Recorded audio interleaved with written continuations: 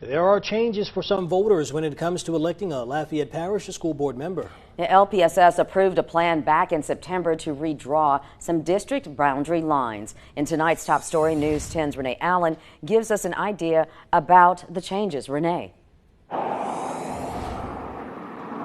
Okay, Darla, the board approved this new reapportionment plan, like you said, back in September to rebalance the population in accordance with the 2020 census. Now, when a school board district's line is redrawn, sometimes that redrawing can overlap into another district. So the school board member for that new district will become your school board representative. Board President and longtime board member Tommy Angel reminded other board members there will be changes that may not sit well. Like the first time I ran, the Capital Highway 182 split Carencro in two.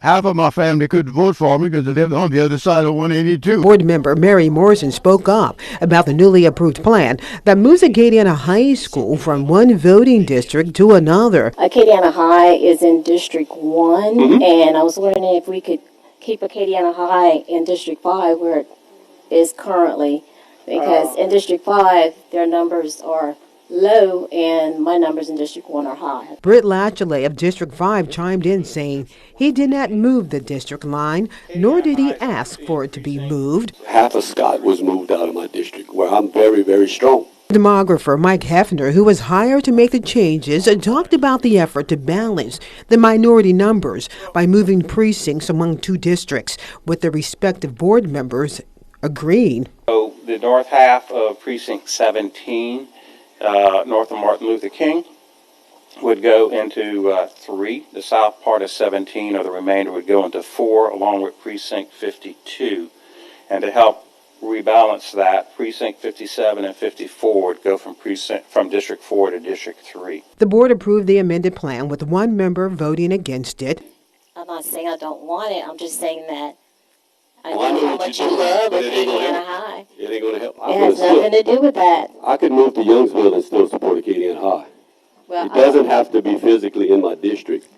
My students go to Acadiana High. Okay? I will support that school till the day I die. I bleed green and gold. Board President Tommy Angel let out a word to the wise. I just think personally, the more you can keep people, communities, and subdivisions whole, the better off we are. And Hefner also noted that the redrawing of these boundary lines were, in most part, driven by the growth that's being seen in the school districts of Broussard and Youngsville. Renee Allen reporting for KLFY News 10. The demographer said the board-approved plan is in compliance with the Voting Rights Act and state statutes. The changes will not affect student school zones.